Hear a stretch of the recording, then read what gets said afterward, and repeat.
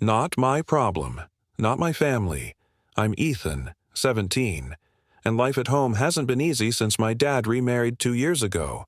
My stepmom, Carla, made it clear from day one that she wasn't thrilled about me living with them.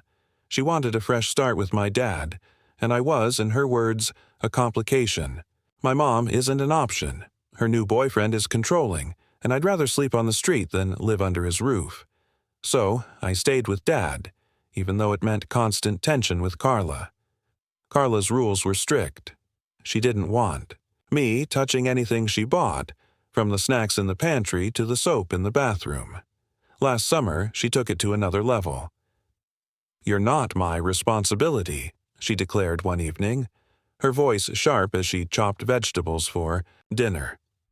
"I'm not cooking for you, and you're not eating what I buy. Get your own food, down to the salt and oil." I was stunned. I looked at Dad, expecting him to say something, but he just stared at his phone, muttering, "Let's not make a big deal out of this." At first, it felt like a punch to the gut. I wasn't asking for gourmet meals, just a seat at the table. But I swallowed my pride and adapted. I got a part-time job at a local grocery store, using my earnings to buy food. I learned to cook simple meals, rice, chicken, steamed veggies, in a small corner of the kitchen Carla designated as mine. Dad offered to cover some of my grocery costs, but Carla insisted I should pay for everything since I was almost an adult. I didn't argue. I just wanted peace. Family dinners became a thing of the past. Carla, Dad, and her 2 kids from her previous marriage, Lila, 12, and Max, 10, ate together in the dining room, laughing and talking, while I ate alone at the kitchen counter. The first few weeks were rough. I'd hear Lila giggling or Max bragging about his soccer game, and it stung to be excluded. But over time, I got used to it. I'd put on my headphones, listen to music, and focus on my food. If Carla wanted to treat me like an outsider, fine. I'd survive. Things took a turn 6 months ago when my girlfriend Sophie gave birth to our daughter, Ava. We were both 17, scared out of our minds but determined to make it work. Sophie's parents were furious when they found out she was pregnant. They called me a deadbeat, accused me of ruining her future, and pressured her to give up the baby. Sophie refused, and we moved into a small apartment together, scraping by with my grocery store job and her part-time gig at a coffee shop. It wasn't easy, but holding Ava for the first time made every sleepless night worth it. Sophie's mom, Diane, didn't come around until Ava was born. Suddenly, she was all apologies, offering to help with the baby. Sophie was thrilled. She'd been estranged from her family during the pregnancy, and Diane's change of heart felt like a lifeline. I was skeptical, but I didn't want to upset Sophie, who was still recovering from childbirth. So when Diane offered to stay with us for a few weeks to help, I agreed. Big mistake. From the moment Diane arrived, she took over. She'd swoop in whenever I tried to hold Ava, saying, "She needs to be fed," or "You're not holding her right." If I offered to change a diaper, she'd hover, correcting every move, then take over, saying, "You're too slow. She'll get a rash." It got to the point where I barely got to spend time with my own daughter. Diane would hold Ava for hours, cooing and singing, while I was relegated to washing bottles or folding laundry. Sophie didn't see the problem. "She's just helping," she'd say when I tried to talk to her. "You're being too sensitive." The tension at home with Carla and the situation with Diane started to bleed into each other. I felt like an outsider in both my dad's house and my own apartment. At Dad's, I was a tenant, not a son. At home with Sophie, I was a bystander, not a father. I tried to keep it together, focusing on work and saving up to move out of Dad's place for good. But the breaking point came last week, and it was a mess. It started with a text from Carla. Her sister, Rachel, had been in a car accident and was in the hospital.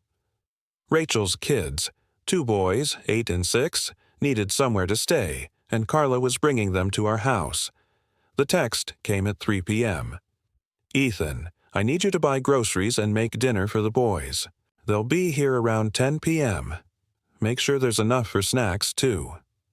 No, please, no context, just an order. I stared at the message, my blood boiling. For months, Carla had made it clear I wasn't part of her family. She wouldn't let me touch her food, wouldn't let me sit at her table. And now, because she was in a bind, I was supposed to jump to her rescue? I didn't respond. I went to work, came home, and cooked my own dinner. When Carla arrived with the boys, she was frazzled.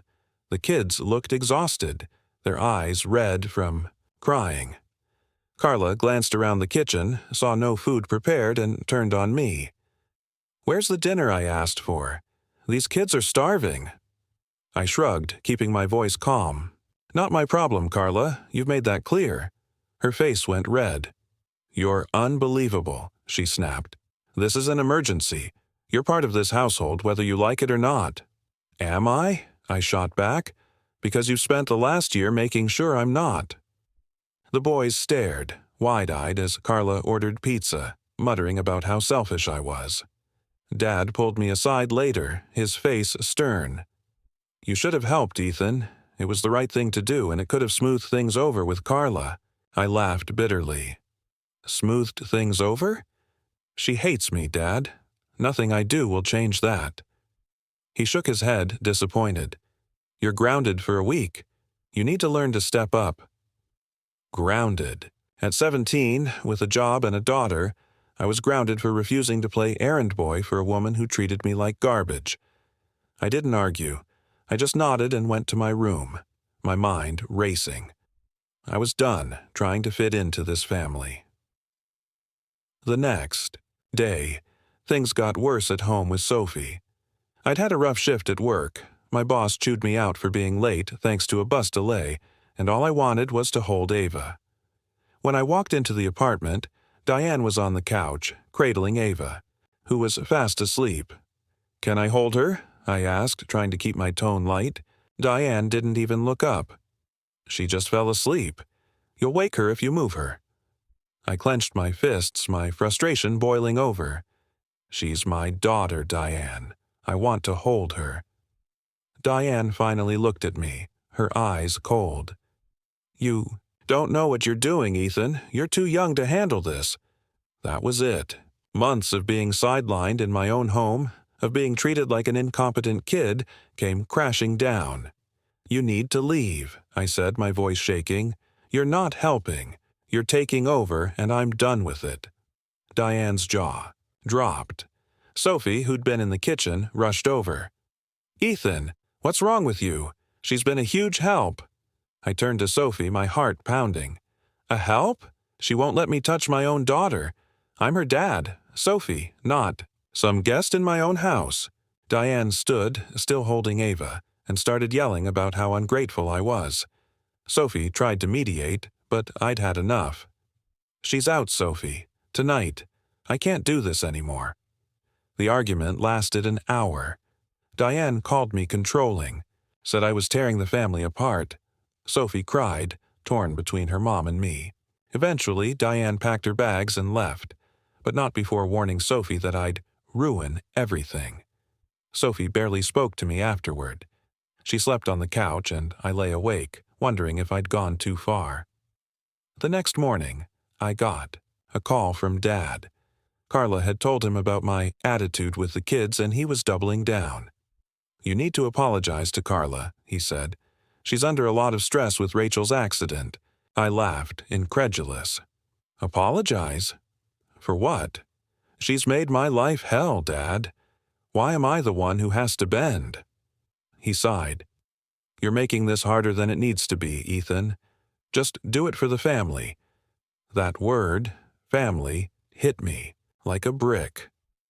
What family? Carla's family didn't include me.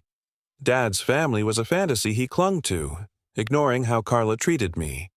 Even Sophie, the one person I thought was on my side, was pulling away because of her mom. The only family I had was Ava, and I was barely allowed to be her dad. I spent the day thinking about my next move. I couldn't stay with Dad and Carla much longer, not with her rules and his spinelessness. But kicking Diane out had put a strain on things with Sophie, and I wasn't sure how to fix it. I loved Sophie and Ava, but I couldn't keep living, like this, caught between two households where I didn't belong. That evening, I sat Sophie down. "I'm sorry for how things went down with your mom," I started, "but I need to be Ava's dad. Not just a helper, not just a paycheck. I need you to see that." Sophie's eyes filled with tears. "I didn't realize how much she was taking over," she admitted. I was scared we couldn't do this without her."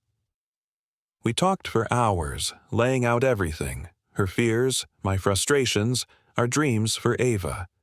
It wasn't perfect, but it was a start. As for Carla, I didn't apologize. Instead, I started looking for a second job. I'd save up, move out, and build a real home with Sophie and Ava. Carla could keep her kitchen and her rules. Dad could keep his silence. I wasn't their problem anymore, and they weren't mine. Am I the idiot for standing my ground, for refusing to help Carla and kicking Diane out? I don't know. All I know is I'm done being pushed out of my own life.